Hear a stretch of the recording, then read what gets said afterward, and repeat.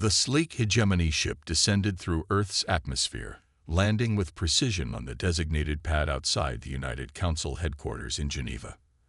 Ambassador Talon, a tall, gray-skinned being with 6 fingers on each hand, strode confidently toward the waiting human delegation. Inside the Grand Chamber, representatives from all Earth nations watched as Talon activated a holographic display showing thousands of warships. The Galactic Hegemony controls over 10,000 star systems, Talon announced. Your species has only just achieved faster-than-light travel. You have 30 Earth days to surrender your planet and resources to our control, or face complete annihilation. After the ambassador departed, the chamber erupted into chaos. We can't possibly match their firepower, General Park argued. Our space forces are minimal compared to what we just saw.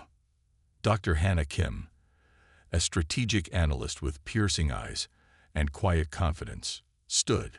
There's another option. Operation Thunderbolt. Council President Kang raised an eyebrow. The contingency plan. Hannah nodded. We've prepared for this possibility for decades. We appear to surrender while activating our hidden resources. The vote was unanimous. Earth would seem to prepare for capitulation while secretly mobilizing its true strength. Outside the council chambers, rain fell on Geneva. Dr. Hannah Kim walked quickly to her car, her mind racing. The moment she and others had prepared for it finally arrived. She checked her secure phone. 5 missed calls from the Mars Command, 2 from Luna Base. They all knew what the arrival of the hegemony meant. Hannah drove through the quiet streets, her windshield wipers beating a steady rhythm. When she reached her apartment, she didn't turn on the lights. Instead, she went straight to her bookshelf and pulled a specific volume. The shelf slid aside, revealing a small room with screens and communication equipment. Authorization. Kim, Hannah. Code Thunderbolt, she spoke clearly. The main screen lit up, showing Admiral Du's weathered face. So it has begun, he said. The aliens have made contact. Yes, they call themselves the hegemony. They've given us 30 days to surrender. Admiral Du laughed softly. 30 days. How generous of them. That's more than enough time. On the screen behind him, Hannah could see the massive underground hangar. Row after row of ships, hidden from the world and from space. Ships that officially did not exist. How quickly can we be ready? Hannah asked. 25 days for full mobilization of all assets. We've been running drills for this for years. Hannah nodded. The Council has approved Operation Thunderbolt. I'll send the official codes. Begin mobilization immediately, but maintain complete communication blackout from their observation points. Meanwhile, in the orbital path where Talon's ship had approached Earth, a small hegemony probe remained. It scanned Earth's military bases, counting missiles, jets, and the few small spacecraft humanity had publicly revealed. The data it collected would be sent back to the hegemony fleet waiting at the edge of the solar system. The probe's AI noted with satisfaction that human military activity showed signs of confusion and defeat. It detected no unusual space traffic, no major energy signatures beyond those expected for Earth's published technology level. Below the surface of Mars, however, things were very different. Deep underground bases that had been built over decades hummed with activity. In the largest chamber, Admiral Du addressed 5,000 officers and crew members. Today, humanity faces its greatest test, he said, his voice echoing through the vast space. The hegemony believes we are weak, primitive, easy prey. They have no idea what awaits them. Behind him stood 20 warships, each nearly 500 meters long. Similar scenes played out in bases on the Moon, inside the larger asteroids, and beneath Earth's oceans. Back on Earth, Hannah attended emergency meetings as the world's governments prepared a convincing show of submission. News channels reported on the alien ultimatum. Some protests erupted, demanding resistance, but these were quietly managed by people who knew the truth. 10 days after the ultimatum, Ambassador Talon returned for a progress report. President Kang showed him draft surrender documents and plans for resource collection centers. "Very good," Talon said, his large eyes blinking slowly. "The Emperor will be pleased with your cooperation. It will make the transition smoother for your people." "We wish only to survive," President Kang said, looking appropriately defeated. That night, Hannah met with Kang in a secure room deep beneath the council building. "How did it go?" she asked. "He suspects nothing," Kang replied. "They are completely confident in their superiority. Their arrogance will be their downfall. Admiral Du reports that fleet mobilization is proceeding ahead of schedule. All ships will be ready in another 12 days. Kang walked to a window, looking out at the night sky. "How many ships total?" 5,000 combat vessels and 15,000 support craft, all with technology we've developed in isolation, technology the hegemony has never seen. "Will it be enough?" Hannah joined him at the window. "Our intelligence suggests yes. The hegemony conquers through fear and intimidation. They haven't fought a real war in centuries. They expect instant submission." In space, beyond the orbit of Neptune, the hegemony fleet waited. 300 warships, enough to destroy all life on Earth many times over, or so they believed. Commander Pell reviewed the reports from Talon with satisfaction. "Humans are preparing for surrender as expected," he told his officers. "They recognize the futility of resistance immediately. This will be another bloodless conquest for the hegemony." Unknown to Pell, a small human stealth vessel hovered nearby, recording everything, measuring the hegemony ship's energy signatures, analyzing their communication patterns. 20 days after the ultimatum, Hannah visited the underwater base in the Pacific Ocean. She stood on the observation deck, watching as crews prepared the massive ships. "Will you be commanding a vessel, Admiral?" she asked Du, who stood beside her. "The flagship, of course," he replied. "The EFS Retribution." Hannah looked at the enormous black ship in the center of the hangar. "It seems we've spent my entire lifetime preparing for this moment." "Not just preparing to fight," Du corrected her. "Preparing to win." As the deadline approached, Earth appeared to be a planet resigned to its fate. Hegemony observers reported no unusual activity, no sign of resistance organizing. Ambassador Talon prepared for the formal surrender ceremony, unaware that beneath the surface of worlds throughout the solar system, humanity's true power waited, ready to be unleashed. 50 years earlier, Earth's most powerful radio telescopes had detected unmistakable patterns in the cosmic noise. Artificial signals. Alien civilizations existed, and they were communicating. In response, humanity had done something unprecedented. It united, not publicly, but secretly, diverting resources and brilliant minds toward a single purpose: preparation. Deep beneath the lunar surface, Director Sunwoo walked through vast hangar bays where sleek warships waited. Similar facilities existed throughout the solar system, inside Mars, within the asteroid belt, hidden in the clouds of Jupiter and the moons of Saturn. "Activate all shipyards," Sunwoo ordered. "Begin crew deployment."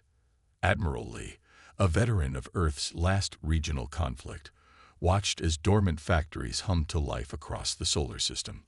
"How much of our capability are we revealing?"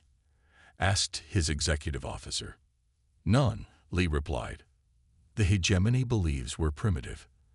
Let them continue thinking that until it's too late."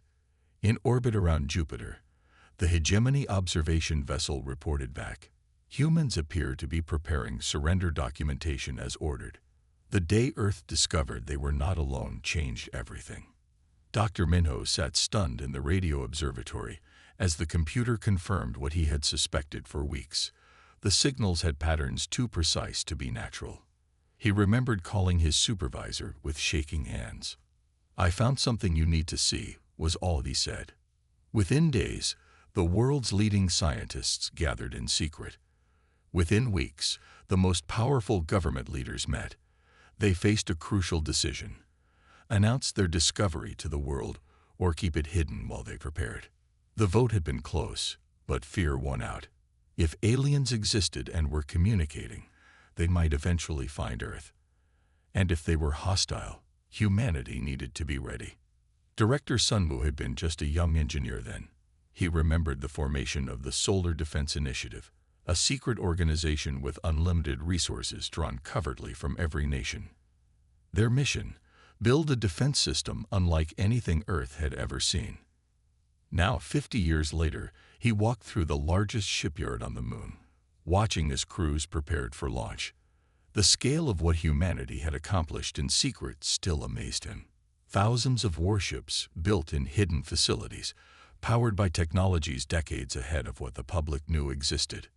Director, all lunar facilities report ready for full activation, his assistant said, hurrying to keep up with his long strides. And Mars Command. Admiral Doyun reports all systems go. They'll be ready for deployment in 18 hours. Sunwoo nodded, checking the time. 25 days until the hegemony's deadline.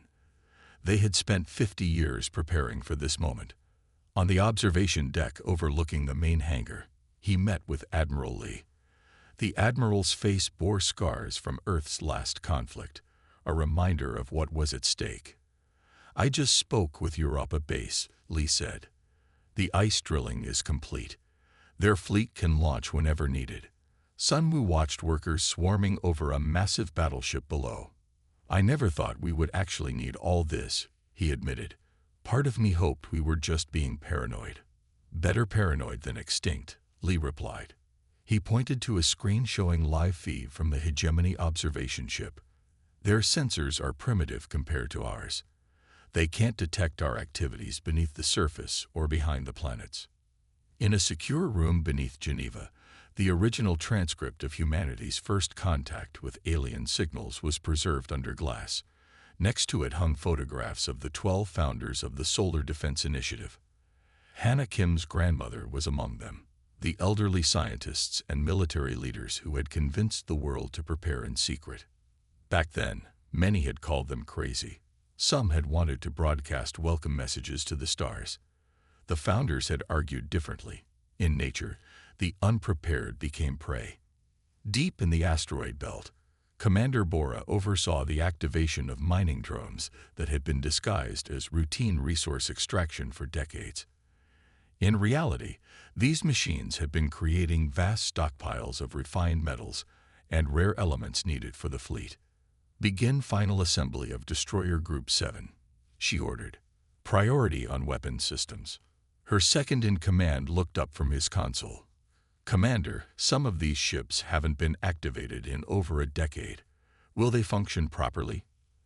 "Every system has been maintained on schedule," Bora replied. "This was always the plan.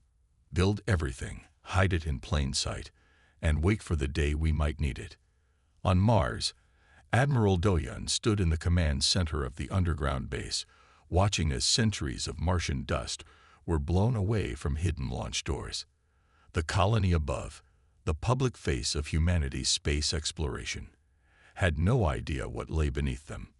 "Maintain normal operations on the surface," he instructed the colony administrator. "No one deviates from routine. The hegemony must not suspect anything." In the clouds of Jupiter, humanity's most ambitious engineering project remained invisible to outside observers.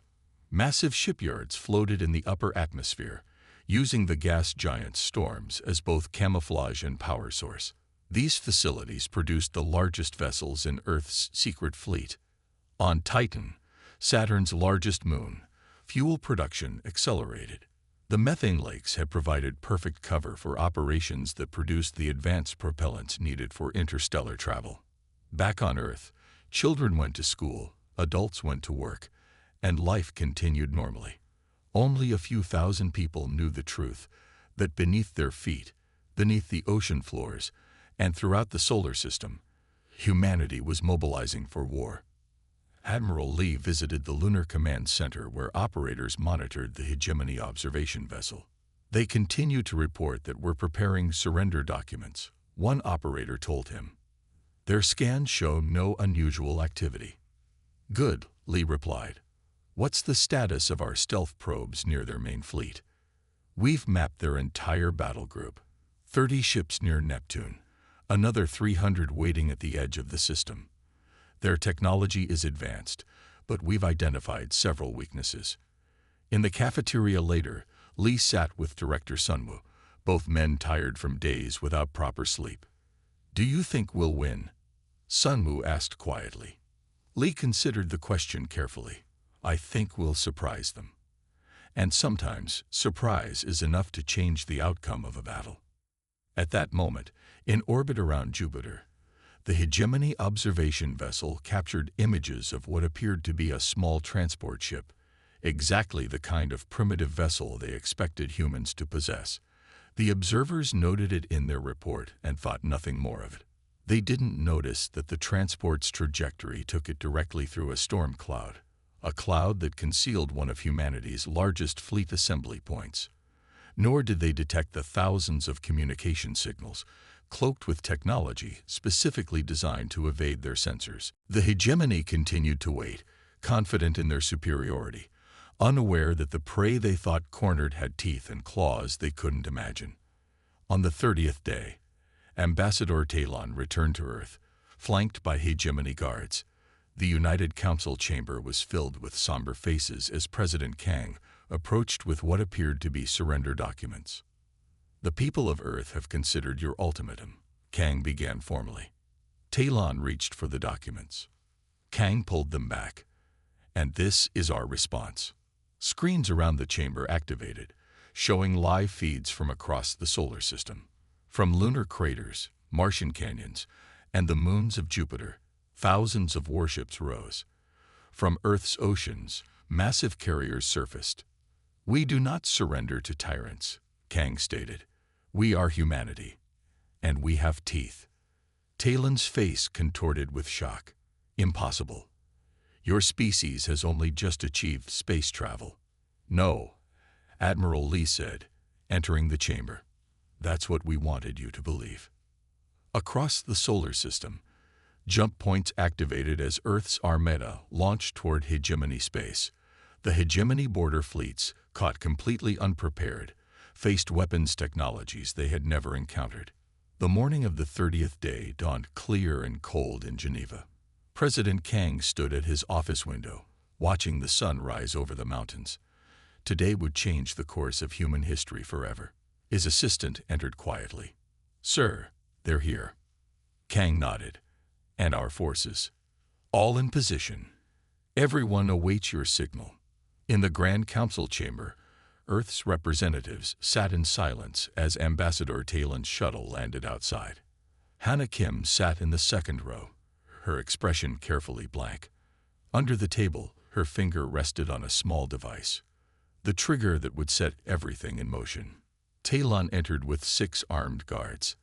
Their weapons glowed with strange energy, a show of force meant to intimidate. The ambassador looked smug, his gray skin gleaming under the lights. "I am pleased to see you have accepted the wisdom of surrender," Talon said, his voice echoing in the quiet chamber. "The Emperor is merciful to those who submit willingly." President Kang approached slowly, carrying a leather folder. The room was tense, silent. For all appearances, this was Earth's final moment of freedom. "The people of Earth have considered your ultimatum," Kang began formally, his voice steady. Talon reached for the folder, clearly eager to complete this conquest. At that moment, Kang pulled back the documents. His eyes hardened. "And this is our response." Hannah pressed the button. Around the chamber, screens flickered to life, showing live feeds from across the solar system. The effect was immediate and dramatic. On the moon, massive doors opened in the sides of craters, revealing launch bays. Sleek warships rose by the hundreds, their engines glowing bright against the lunar surface. On Mars, the red soil erupted as hidden facilities activated. From canyons and valleys, vessels of all sizes launched into the thin atmosphere.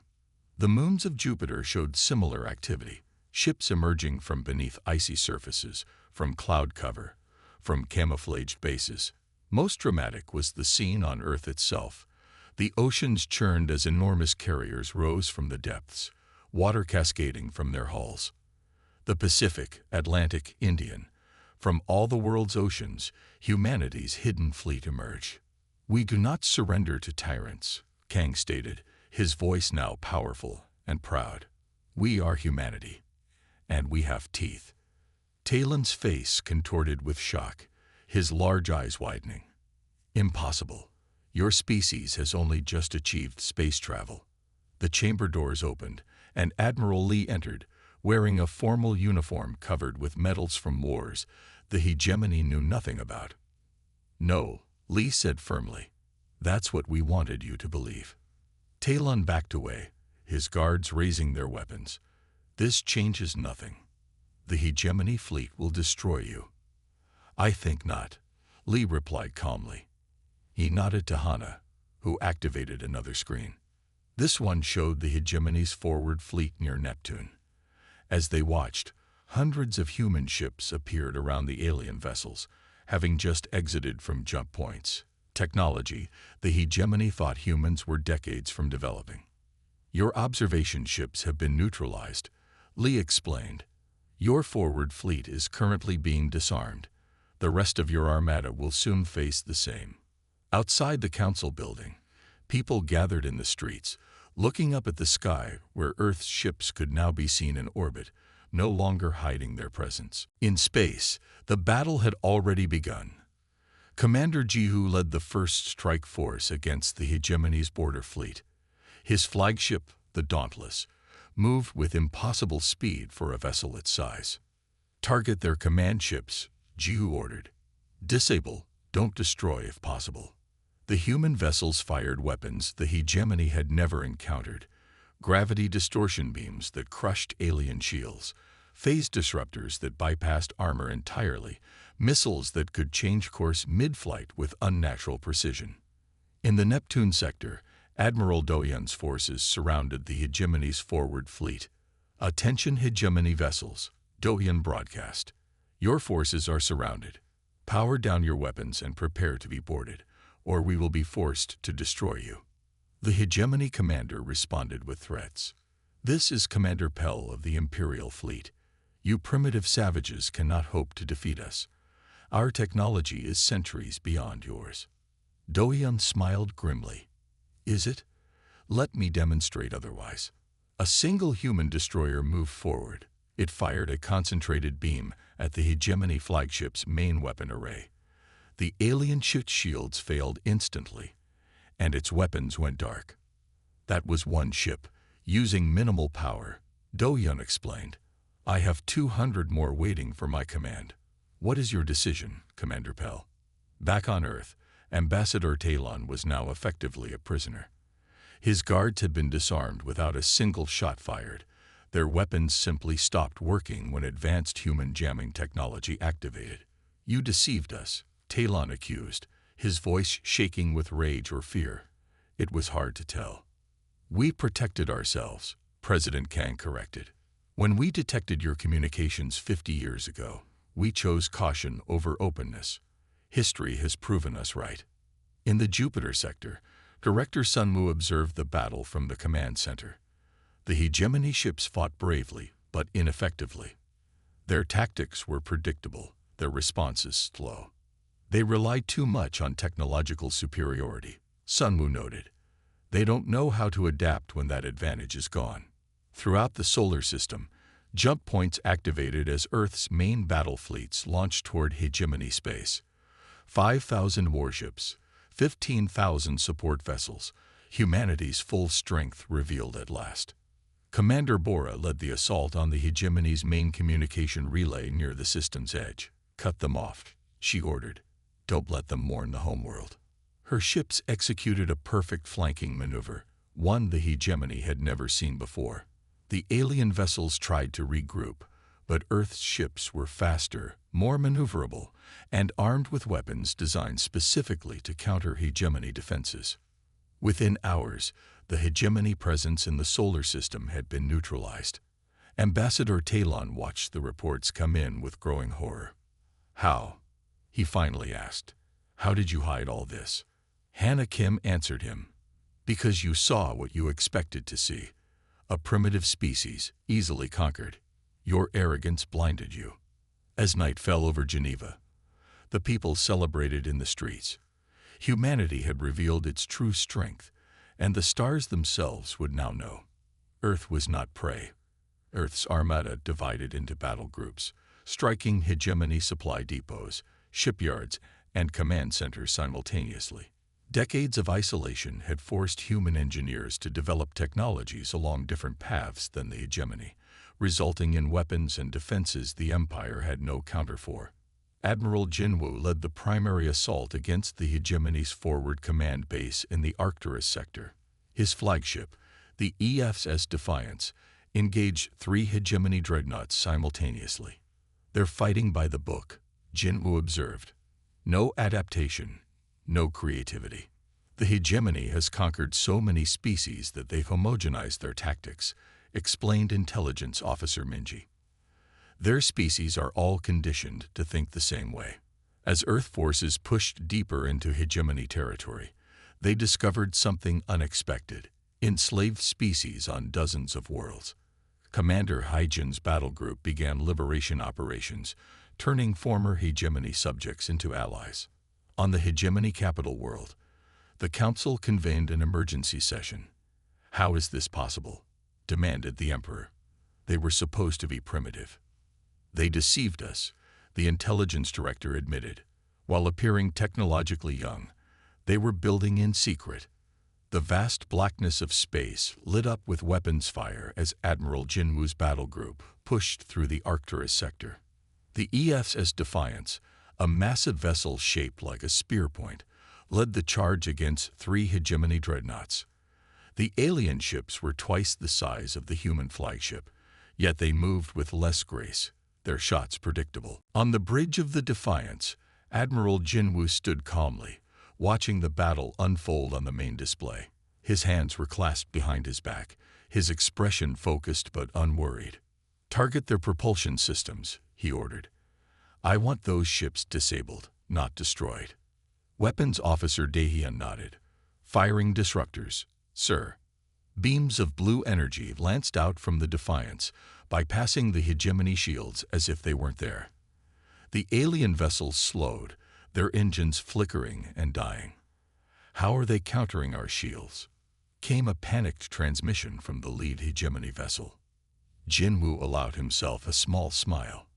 "They still don't understand," he said quietly. Intelligence Officer Minji stepped closer to him. "The hegemony has conquered so many species that they homogenized their tactics," she explained. "Their species are all conditioned to think the same way. They expect others to use technology that follows the same development path as theirs." "But we didn't," Jinwu replied. "We developed in isolation, found different solutions to the same problems." The battle was over in less than 20 minutes. All 3 hegemony dreadnoughts floated powerless, their crews surrendering rather than face destruction. Across hegemony space, similar scenes played out. Earth's 12 battle groups struck simultaneously at key targets: shipyards, supply depots, command centers, and communication hubs. The hegemony forces fought back with increasing desperation, but their tactics never varied, never adapted. Captain Junho led a strike team against a major hegemony shipyard in the Rigel system. His ships, smaller and faster than the defenders, darted between the massive construction platforms. "They're forming a standard defensive sphere," his tactical officer reported. "Exactly as our simulations predicted." Junho nodded. "Execute Maneuver Delta. Let's see how they respond to something they've never seen before." His 5 ships suddenly accelerated to impossible speeds, then cut engines completely, using momentum to glide silently past the hegemony sensors.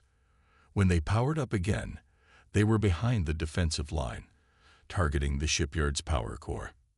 In the Procyon sector, Commander Hyjin's battle group made an unexpected discovery.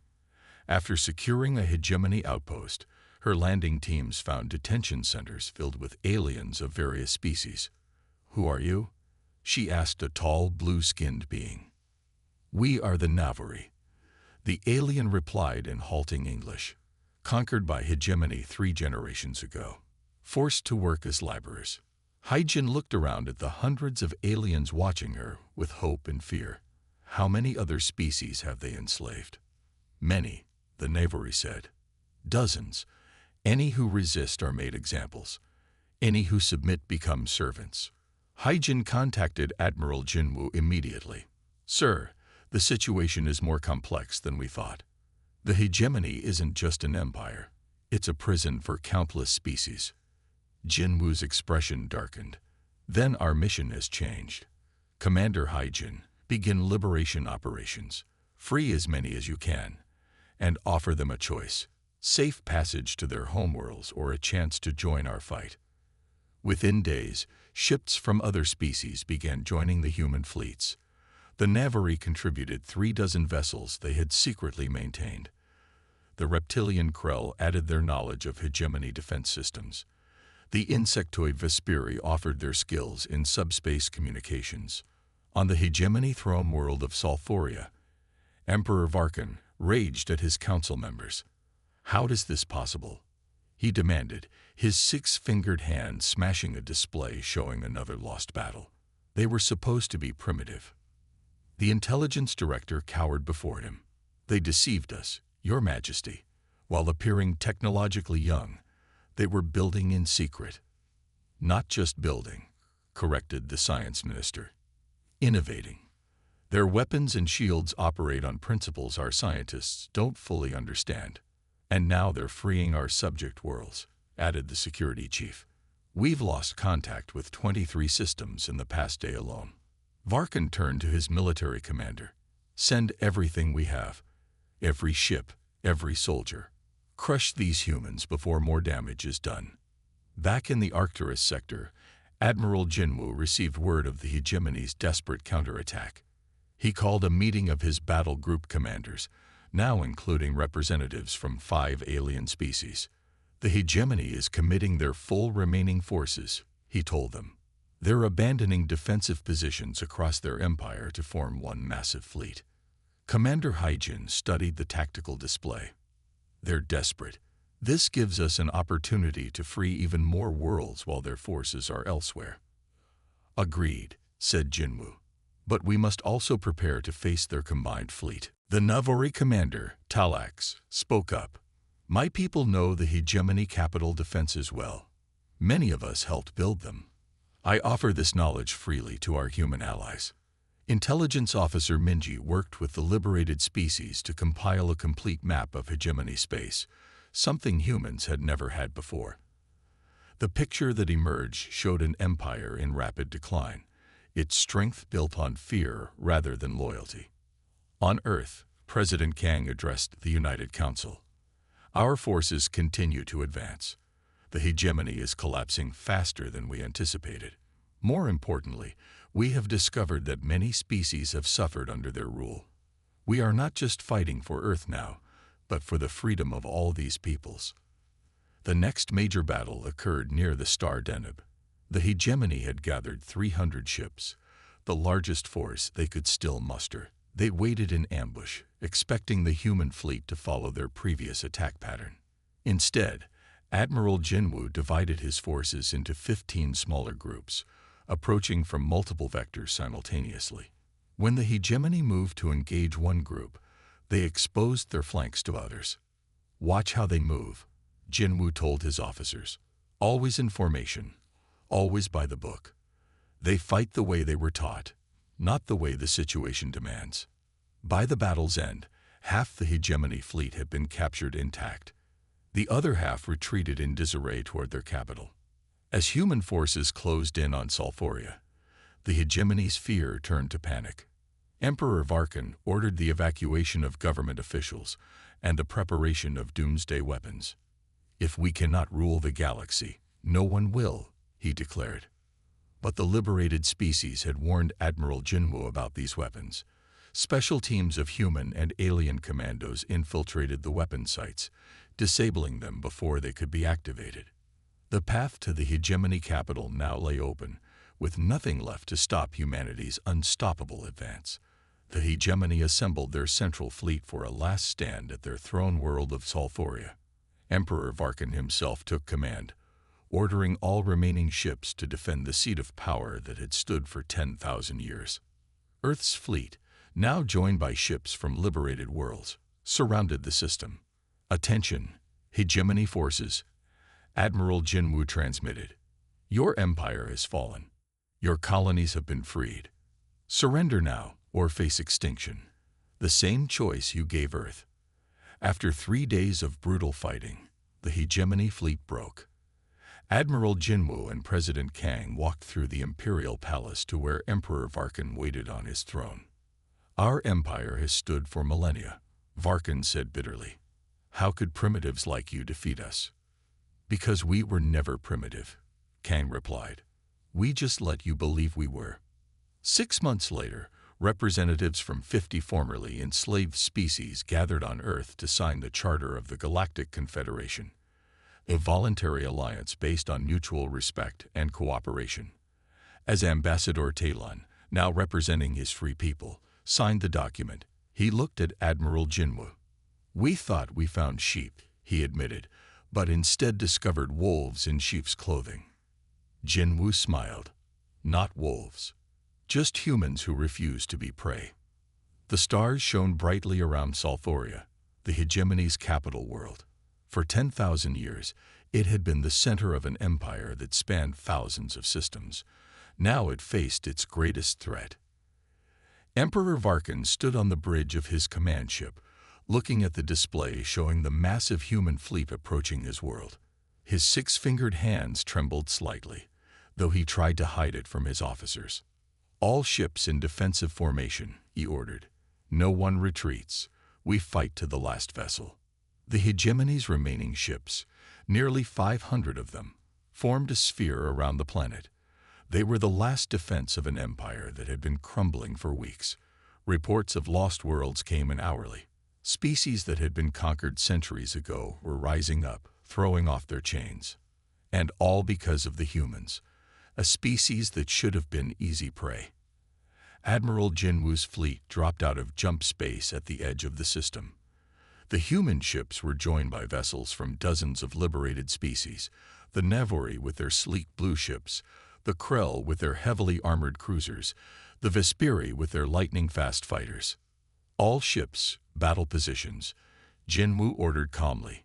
His flagship, the Defiance, moved to the center of the formation. Intelligence Officer Minji approached his command chair. "Sir, our scans show they've committed everything they have left. This is truly their last stand." Jinwu nodded. "Then let's give them one last chance." He opened a channel to the hegemony fleet. "Attention, hegemony forces," Admiral Jinwu transmitted. "Your empire has fallen. Your colonies have been freed. Surrender now or face extinction. The same choice you gave Earth." On his throne ship, Emperor Varkan heard the message and laughed bitterly. The arrogance. They think we would surrender to primitives. He opened a return channel. "We are the hegemony. We have ruled the stars for 10,000 years. We will never surrender to upstart barbarians." Jinwu received the message with a small sigh. "So be it," he said quietly. "All ships, commence attack." The battle for Salthoria began with a fury unlike any before it. Human ships moved with precision and creativity, never using the same tactic twice. The liberated species fought with the passion of those who had suffered for generations. The hegemony fought bravely but predictably. When one strategy failed, they simply tried the same approach with more ships, more power. On the first day, they lost a quarter of their fleet. On the second day, their outer defense line collapsed. By the third day, the humans and their allies had reached the planet itself. The remaining hegemony ships, fewer than 100 now, clustered around the Imperial Palace, a structure that floated in orbit above the capital city. "One final chance," Jinwu transmitted. "Surrender, and your people will be treated fairly." In his command center, Emperor Varkan looked at his defeated officers. Some were wounded, all were exhausted.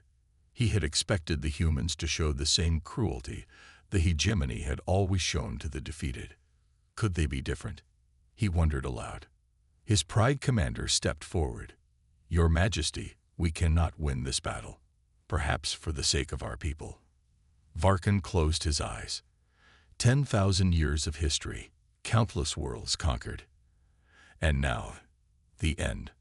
Tell them we surrender. The next day, a human shuttle docked at the Imperial Palace. Admiral Jinwu and President Kang stepped out, accompanied by representatives from several liberated species. They walked through the grand corridors, past artwork stolen from 100 worlds, past the statues of previous emperors. In the throne room, Emperor Varkan waited. He sat stiffly, his ornate robes doing little to hide his defeat. Our empire has stood for millennia, Varkan said bitterly as the humans approached.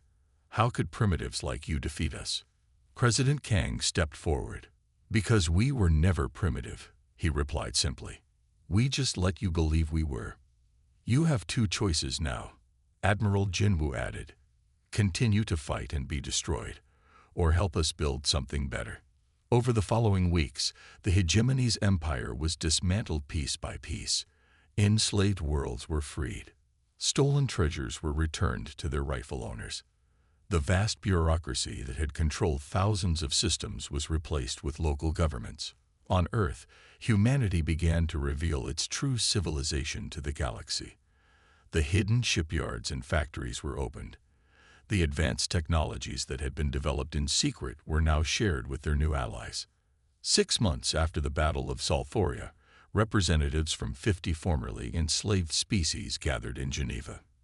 In the same chamber where the hegemony had delivered its ultimatum to Earth, they now came together to sign a new agreement. The Charter of the Galactic Confederation established a voluntary alliance based on mutual respect and cooperation. No species would rule over another. All would contribute according to their abilities and receive according to their needs. President Kang, now serving as the first Confederation coordinator, watched as each representative signed the document. Some used hands, others tentacles or claws. Some signed in ink, others in light or sound patterns captured by special recorders. Last in line was Ambassador Talon. Once the voice of hegemony arrogance, he now represented his own people, freed from the Emperor's control, seeking their own path forward. As Talon signed the document, he looked at Admiral Jinwu, who stood nearby. We thought we found sheep, he admitted softly, but instead discovered wolves in sheep's clothing. Jinwu smiled and shook his head. Not wolves, just humans who refused to be prey. Later that evening, Admiral Jinwu stood on the balcony of the Geneva headquarters, looking up at the stars. So many of them now held friends instead of enemies. So many possibilities had opened up. Hannah Kim joined him, holding 2 glasses of champagne. To peace, she said, offering him one. To preparation, he countered with a smile. Without it, we wouldn't be here. They drank as shooting stars crossed the night sky. Not natural meteors, but ships coming and going from a planet that had finally taken its place among the stars. In orbit above Earth, vessels of a dozen different species moved peacefully together. Among them was the Defiance, now serving as a training ship where humans taught their new allies and learned from them in return. The galaxy would never be the same, and humanity would never again pretend to be less than it was.